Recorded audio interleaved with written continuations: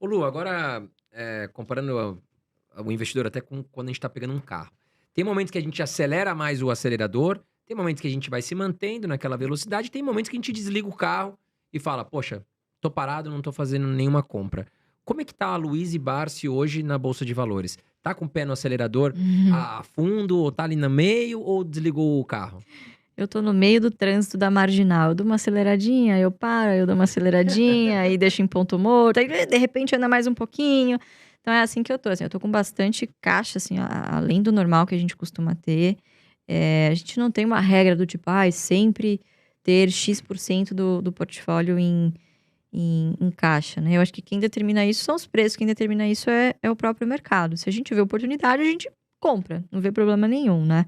Até porque esse caixa, ele é constantemente abastecido com os novos fluxos de dividendo, né? Então, você não necessariamente consegue fazer caixa deixando de aportar, né? Então, os próprios dividendos, às vezes você não reinvestindo, deixa ele lá de ladinho, e aí sim vai juntando e vai fazendo o seu caixa, né? Então, passei uns 2, 3 meses fazendo assim, muito pouco, então comprando meio que assim, uma compra técnica, sabe? Pra não dizer que não apertei o botão. Mas comprei bastante Taurus ao longo do primeiro semestre, ali nos 14, 15 reais. Acho que até chegou um pouquinho abaixo, quase abaixo de 14 reais. Comprei bastante ali. E agora tô voltando de novo para as transmissoras. Comprei TRPL e Taesa. Eu estava olhando ali algumas recomendações que eu vou checar nos relatórios. Tem alguns analistas falando de BB Seguridade. Hum. Você não acha que tá um pouco mais cara agora? O Mas que estão você falando acha? bem ou mal? Faz Estão tempo que eu não Estão leio. falando, porque eu vou lá dar uma olhada e eu fico dando uma estudada, né? Aí tem lá Banco Itaú e É, tal. BB Seguridade, que eu sei que você gosta gosto bastante. bastante. Você tá comprando? Você acha que tá num momento bom? Eu não tô comprando, eu não acho que esteja caro, mas de novo, eu não acho que é uma grande barganha. Não acho que existe ali uma grande assimetria de preço. Eu acho que tá mais ou menos valor justo ali, na minha opinião. Então, assim, não é uma compra ruim, na minha opinião, mas eu vejo menos upside do que eu via antes. Não vendi, tá lá na minha carteira, inclusive não tenho lançado nem call para não correr o risco de perder o papel. Eu acho que tem coisa, não é um papel, assim, excelente qualidade, não é um preço ruim, mas acho que tem coisa melhor. Agora, Lu, vamos supor, o iniciante, o que que eles têm dúvida? Como avaliar alguns indicadores? Porque tem muita coisa para avaliar, né? E aí, o iniciante, às vezes, ele realmente tem mais dificuldade, tudo bem. A gente tá aqui para isso.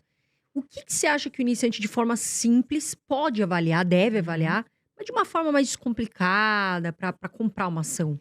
Legal. Eu acho que as pessoas sempre começam do fim, né? Quer dizer, eu vou olhar primeiro o dividend yield, eu vou olhar múltiplo, eu vou olhar PL, valor patrimonial, e elas se preocupam muito pouco em, de novo, ver os indicadores qualitativos. A primeira lição é sempre, pega uma DRE, que é a demonstração do resultado do exercício, e faz simplesmente uma análise horizontal e vertical.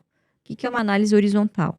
Compara os resultados de um período para o outro. Então, você vai comparar uma linha com essa, por isso análise horizontal. Então, você vai comparar, caramba, o resultado desse trimestre versus o outro, né?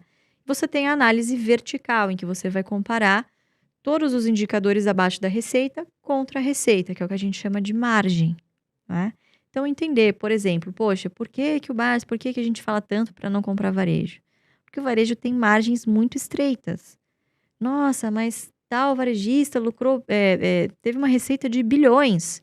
Sim, mas quanto sobrou lá no final? 1, 2%. Todo esse trabalho para no final sobrar 1, 2%. Entende? Então, acho que indo bem no começo mesmo, entender margem é muito importante, né? Quanto sobra ali efetivamente, a margem que a gente chama de margem líquida, a margem EBITDA, que é o EBITDA em relação à receita, e margem bruta, né? Então, acho que esses são indicadores para iniciante mesmo, para começar a exercitar aí fazer esse exercício mais da contabilidade, né?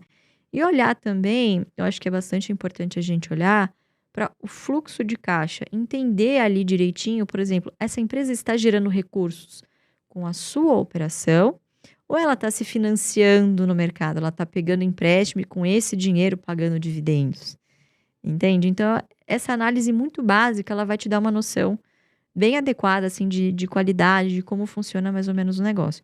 Aí sim, você vai para valor patrimonial. aí sim você vai para PL, entendeu? Por exemplo, empresas que deram prejuízo, você não consegue olhar PL. PL vai dar negativo, exatamente.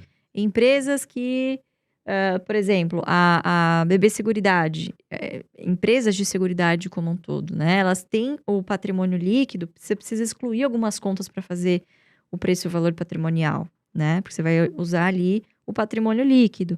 Então, se você pegar o preço e valor patrimonial, nossa, vai dar 6, 7 vezes. Caramba, tá caro. Não, é porque não é bem esse indicador que você vai olhar. Você vai olhar ali para o ROI, você vai olhar para a sinistralidade. Então, cada setor, ele tem as suas particularidades. Você entende como é importante você entender primeiro como é que a empresa funciona, para depois você interpretar. Depois que você entende o mecanismo de como a empresa funciona, você vai montando esse quebra-cabeça dessa sopa de letrinhas, que são os indicadores, né? Um indicador que pouca gente olha é o ROI ou ROIC, né? Que é extremamente importante, que é justamente a rentabilidade dos investimentos, dos ativos que essa companhia tem em balanço, né? Legal. Olhando o cenário para 2024, o que você espera da Bolsa de Valores e quais ações, assim, você considera que podem surpreender? André, eu acho que 2024 tá um ano extremamente difícil de fazer uma leitura. Extremamente difícil de arriscar um palpite, de verdade. Eu acho que desses anos que eu tô em bolsa, eu nunca vi, assim, como é que eu vou dizer? Mercado apático, sabe? Não sabe muito para onde ir, acredita que tá barato, mas não tem fluxo suficiente. Fiscal tá dando para empurrar com a barriga, mas a gente sabe que não tá legal. Não fecha essa conta, né? Pois é, então, mas tá muito difícil de ler, entende? Tá muito difícil de ler. Não tem clareza nenhuma, Não né? tem clareza nenhuma, exatamente. Mas assim, pelo lado positivo, eu acho que, por mais que tenha tido essa escalada recente, né, Israel-Hamas, o cenário ele não tá tão catastrófico quanto a gente estava imaginando no início do ano, né? Então, recessão nos Estados Unidos, a economia lá aparentemente está aquecida, enfim. Então, se isso não acontecer, já é uma coisa boa. O que eu acho que a nossa bolsa precisa é fluxo, de fato, né? Taxa de juros futura caindo, o negócio aqui começa a andar. Legal. Algumas ações que você considera que podem surpreender positivamente, que você tá aí olhando. Claro, a gente não tem bola de cristal, mas algumas ações que você tá olhando falando, olha, tô olhando com carinho para essas ações aqui para 2024. Deixa eu pensar. Eu acho que o setor que eu já comentei, né? Eu acho que você entendendo como as empresas funcionam, obviamente que, de novo, essa análise ela não é linear, não tenho certeza que isso vai acontecer, mas a gente entende que GPM caindo, IPCA caindo, isso afeta negativamente transmissoras por um tempo, né? Então, pode ser que isso se reflita no preço e boas oportunidades. É o setor que hoje eu tô acompanhando mais de perto aí. O jacaré tá fechando a boca. Eu acho importante, Lu, a gente deixar clara a estratégia. Por exemplo, a minha estratégia de carteira, 80% é dividendo, 20% é crescimento. Eu sei que tem gente que arroja mais. A sua estratégia é dividendo. Quais empresas para 2024 você acredita que ainda vão continuar pagando dividendos ou que podem pagar mais dividendos? Que podem pagar mais dividendos? Cara, eu acho que assim, dificilmente eu vou te falar alguma coisa diferente do Best. Assim, são empresas que são resilientes. Eu acho que talvez quem possa surpreender no próximo ano, deixa eu dar um palpite aqui já que vocês estão querendo, saneamento, de repente. Eu acho que a gente tem alguns gatilhos importantes para se desenvolver, né, nos últimos meses do ano. Então, Sabesp já divulgou o edital, enfim, já... Tarcísio tá doido pra privatizar logo, né? Tarcísio tá louco pra privatizar. O prefeito de São Paulo não pode miar o negócio? Pode atrapalhar, né? Eu acho que não sei se interfere direto, mas causa ruído, né? Não vai ser tão fácil quanto ele tá pensando agora. Mas eu acho que sai. Talvez não sei se vai dar tempo de sair até o final do ano. Pode ser que essa novela se estenda para 2024. Então, acho que saneamento é um setor que talvez dê boas notícias aí em 2024 para os investidores. Mas não vejo nenhuma grande novidade fora disso, assim. Eu acho que é best. Faz o feijão com arroz bem feito. Vai nas principais de transmissão, de energia, de bancos, Telefonia, seguro. A Vivo ainda... A Vivo, tem muita gente comprando e falando sobre dividendos, né? Que a perspectiva é que eles querem aumentar dividendos também. Parece que vai fazer uma redução de capital, não é isso? Vai distribuir. Não acompanhei. Eu li alguma coisa por cima, mas eu não tô acompanhando muito profundamente, sendo bem honesta. É uma empresa que eu gosto muito, mas, de novo, que eu acho que tem outras coisas no setor de energia que me parecem mais mais atrativos. apetitosas, É porque a exatamente. Vivo, ela vem com aquele dividendo assim, sempre muito perene, né, Lu? É, 5, 6%, se eu não me engano, 7, talvez, o, 1% ao ano. o que não me agrada muito é o fato de pagar semestralmente, anunciar e paga-se sabe lá Deus quando, né? Sim. Isso não me Lu, agrada muito.